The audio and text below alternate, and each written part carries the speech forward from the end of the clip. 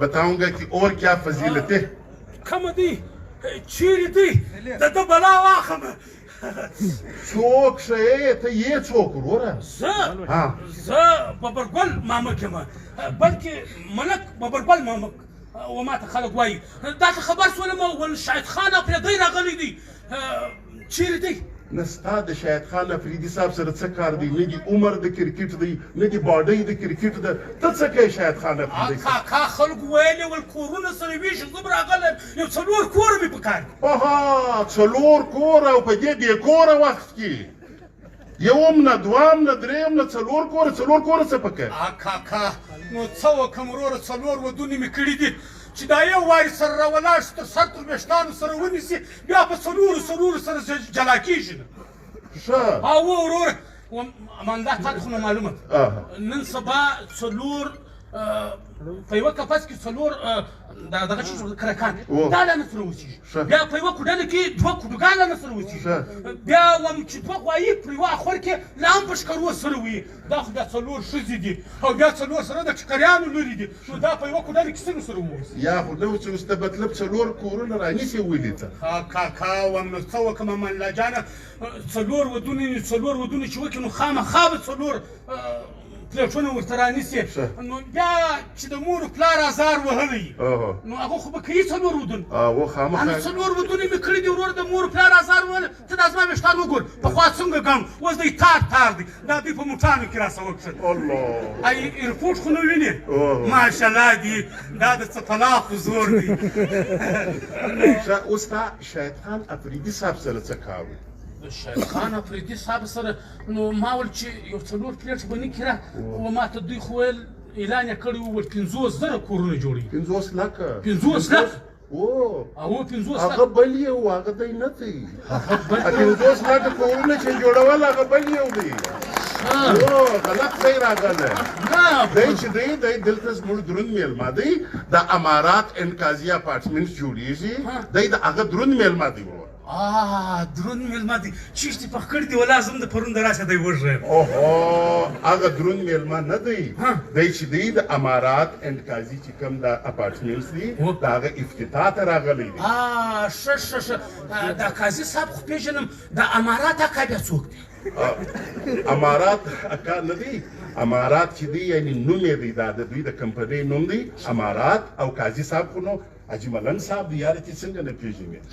ښه بس ټیک شو امان الله جانه ته د یوه مهرباني وکړه ژر تر ژره د څلورو پلیټو بکینګ ما ته راوکړه مګر دغه یوه مهرباني وکړه دی لرې راک دا لرې بیا ولي وم څلور بلاوې راپسې دي دا چې سره نږدې بیا سره خوري په ګواښ یې ستړي یو ورور چې دی لرې نو بیا به ګزاره پکې کېږي صحیح ته داسې وکړه دلته شاته بلډینګ دی د دې چا خواته ورسې د دوی ډېر ښایسته افیس دی هلته به ورسې په هغه کې به انشاءالله سړی ناست وي هغه به بوکینګ هم درڅه وکړي اډوانس به ګرد کار به حال شي شاباس بس دا خو نو ښه کیسه ده ټیک دی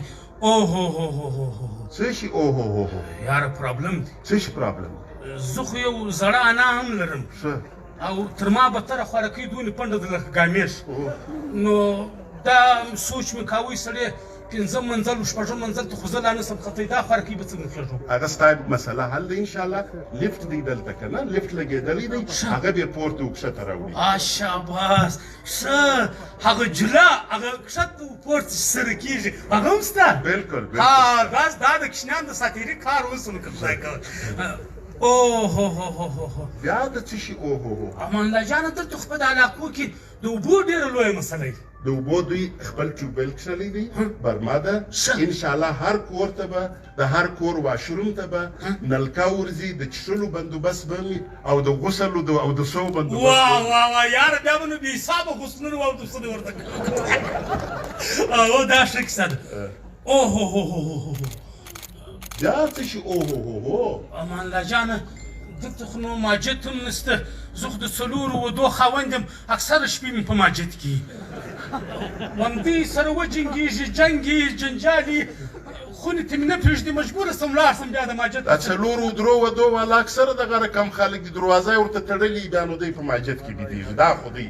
لیکن ته فکر مه کو د دې ځای به ډېر زبردسته ماجد وي دلته به اسکول هم وي دلته به مدرسه هم وي دا ټوله شان دی یاره زنده‌باد دا خو د کوچنیانو مسلې ټولې راحل کړلې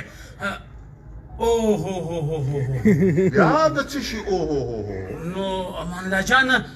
کور خو سودا هم غواړي سامان هم غواړي دا سودا به چیرې رانیسم سودا به چیرې کوم سامان به د کور د کومې خوا راوړم چې ورا نه وړم ولې ژوندی نه وخورم د سامانو دپاره بالکل ته فکر مه کوه دلته کمرشل ایریا ده هلته به دوکانونه وي شاپینګ مال به وي د هر شي دوکان وي که مستې خورې که شلومبې غواړې که سبزي غواړې که غوښه غواړې که کالي غواړې که بوټونه غواړې دا به ټول انشاءالله شاباس بس دا مې نو زورور کار کړی دی اوس نو کار وسولو بس یو پرابلم هم نشته مګر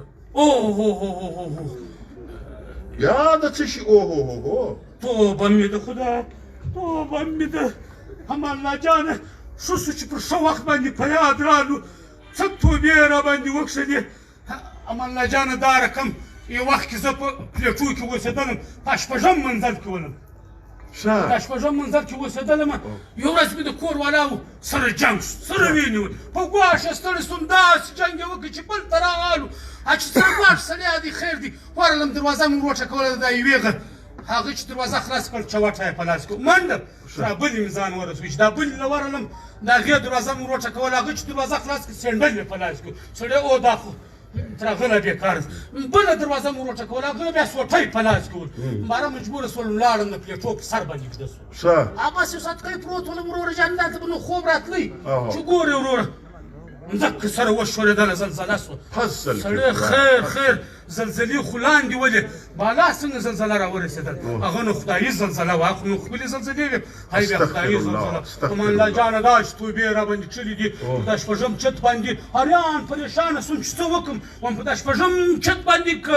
50 الحمدلله شپېته کلوله مې نه وای ویلي دا دواړې پښې به مې د غوټې ماتې سوي وه نو دا ډېرو کلمو وروسته بیا هم یوه پښه مې ماته سوه یوه پښه دې څنګه ماته سوه وایم نو خو شپږ منزله وو زه چې یو 2 منزله راکښته سولم په وام کې ولم لاندې چې مو کتل سړی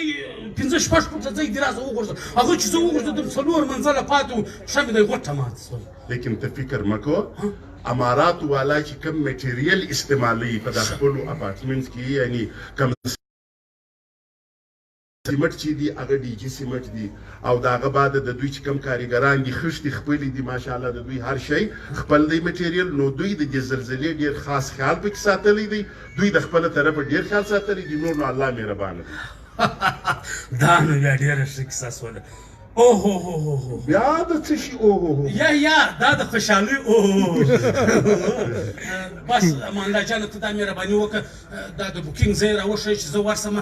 ایسته خپل د څلورو پلیټو بوکینګ وکړم ای د ښار ښکاریان ګرده راغلي دي دی نه چې زه پاتې سم دوی پلیټونه ګرده بوکینګ راسه کړی دا خبره خو ده ته به داسې وکړې ته زموږ میلمه ډوډۍ به هم وخورې انشاءالله ټیک شو او ورپسې هلته به کښېنې تر هغو به انتظار وکړې افیس به خلاص بیا به ورسې سمه مهرباني دا کلیم الله چکزی صاحب او په دې خندا کې پښتانه همیشه وایي چې د رښتیا خبرې کېږي نو موږ د دې اپارټمنټ فضیلتونه هم درته بیان کړه بقول حسنه چکزي او اوس چې دی زما چې کوم او اوس زه زموږ ځوان لیډر ځوان مشر د دې علاقې مشر زموږ د ټولو